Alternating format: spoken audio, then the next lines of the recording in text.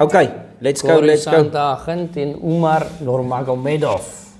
Ook 'n man wat 18, 17 en ou was voor die, nou sy 18 en ou. Ja. 5 rounds decision. Ek het net verstaan, dit was 'n baie technical, goeie fight, maar ek het meestal geslaap. Hoe is dit? Ja. Ek het nie eens agtergekom nie. Dink ek het die eerste ronde dalk gesien, maar verder het ek maar so heeltyd in die slaap geraak, want daai tyd was ek vaak. Yes. Dude, daai fight, nee. Toe ek dit klaar gekyk het, toe's my brein moeg. Verstaan jy? Toe voel dat ek het 'n vakansie nodig, want dit is soos dis letterlik high level chess. Daai ouens kook nie sag nie, my maat, en is flippend tegnies en hulle bly switch, bly verander en ek sê vir jou, dit was so goed gewees in daai Corey Sandhagen. Flipper, daai ou is goed.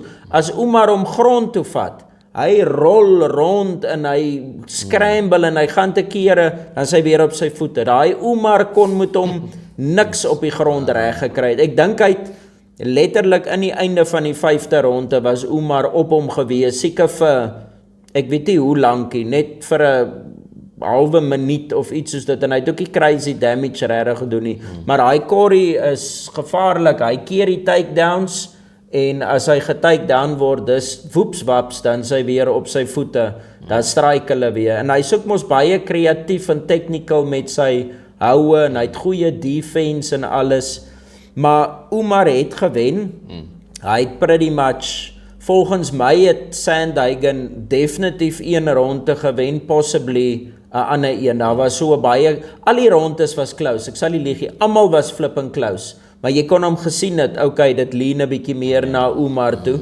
maar daar was so 'n tweede ronde, ek sê nie die tweede ronde nie, maar 'n tweede ronde iewers, wat vir my so close was, toe voel het, dit kan dalk 'n Sandhagen ronde wees, maar die judges het dit geskor, 4 rondes vir Umar, 1 vir Sandhagen, en 'n ander judge het dit sommer 45-50 geskor, almal vir Umar. Ja.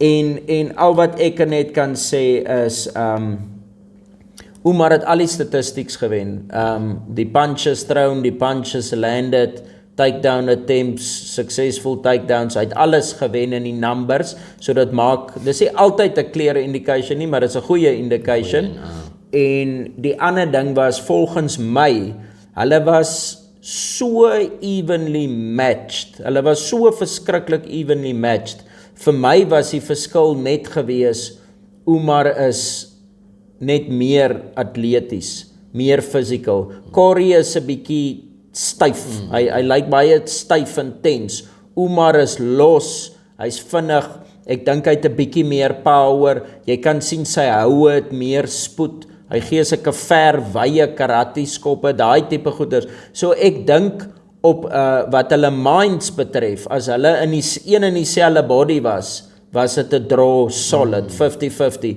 maar net die feit dat Umar physically 'n beter athlete was, het gemaak dat hy die fight net kon gewen het. Okay, skwaai. Ja, so dis dit. Hy soek ook nou 'n titles.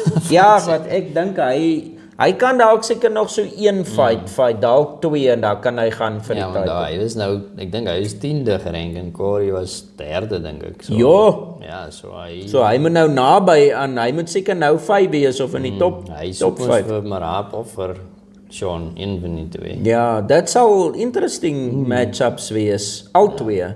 Ja, so nou kyk wat gebeur met hulle title fight.